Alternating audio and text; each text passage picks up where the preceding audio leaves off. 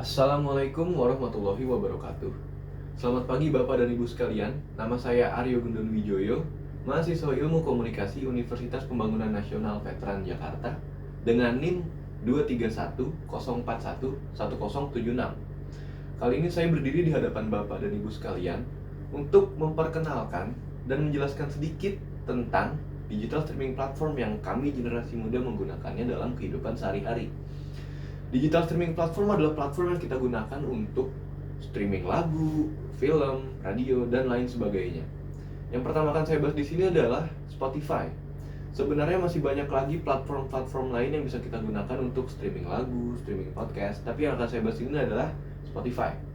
Spotify adalah suatu software yang biasa kita gunakan untuk mendengarkan lagu, merilis lagu, mendengarkan podcast, dan juga merilis podcast.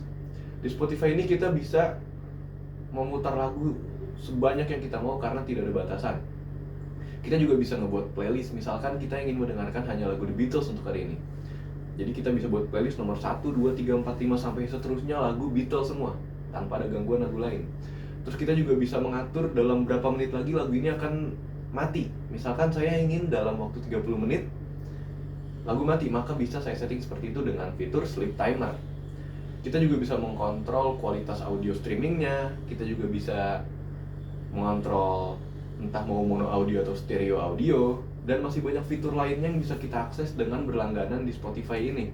Sebenarnya kalau kita tidak berlangganan pun kita bisa juga dengan mendengarkan lagu biasa. Tapi ya terbatas. Kalau kita premium tuh kita bisa jadi skip lagu terus tanpa iklan, milih lagu tanpa batasan, dan masih banyak lagi kelebihannya.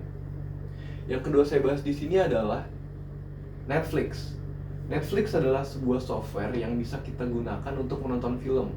Netflix juga menyediakan banyak sekali film, TV series, TV show, acara komedi, animasi, kartun, dan masih banyak lainnya. Di sini kita memutar film sangat mudah karena kita hanya tinggal memilih film yang kita mau di gadget yang kita punya. Misalkan kita cuma ingin menonton film yang sekali tonton selesai, itu ada foldernya juga, misalkan folder film Asia, film Barat, film pemenang Oscar. Kalau misalkan kita ingin nonton series Korea, kita juga bisa milih tuh ada katalog untuk series Korea saja. Bedanya dengan Spotify, Netflix harus berlangganan dari awal. Tidak ada masa-masa gratis dulu, tidak. Kita harus berlangganan dari awal selama sebulan dan seterusnya. Jika tidak berlangganan, maka kita tidak bisa mengakses Netflix ini.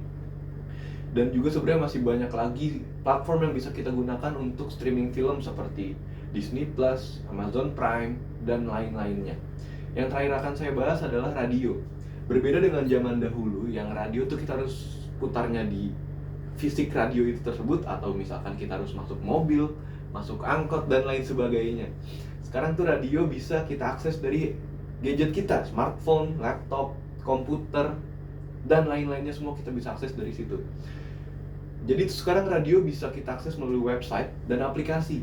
Contoh website adalah Prambors Radio. Sekarang tuh Prambors Radio udah mulai menjamah di website. Kita hanya perlu mencari di Google, nanti akan keluar otomatis tampilan website dari Prambors itu, dan otomatis siaran akan ditayangkan. Contoh lain website adalah Radio Kampus UPN, 45 Radio.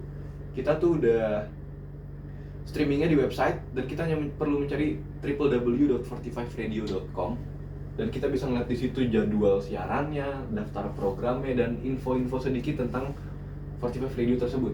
Kalau misalkan aplikasi, contohnya adalah Prambors. Prambors tuh juga sekarang udah ke aplikasi, jadi dia udah ada di frekuensi, ada di website, dan dia juga bikin aplikasi. Di aplikasi kita hanya perlu login. Setelah login tuh akan ada banyak tampilan, ada dari berandanya, ada news, kita bisa baca berita di sana, dan juga bisa dengar siaran yang lagi on air. Ada juga fitur live chat, di mana kita bisa request lagu, ngobrol dengan penyiarnya, dan banyak lagi fitur-fitur lainnya. Kesimpulan dari yang saya paparkan sekarang ini adalah digital streaming platform itu sangat membantu kita dalam melakukan siaran dan untuk mendengarkan siaran dalam kehidupan sehari-hari.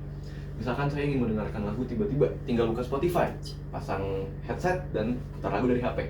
Misalkan saya lagi di kereta ingin nonton film, saya tinggal buka Netflix, nonton film, atau dengarkan radio, tinggal buka website ataupun aplikasi.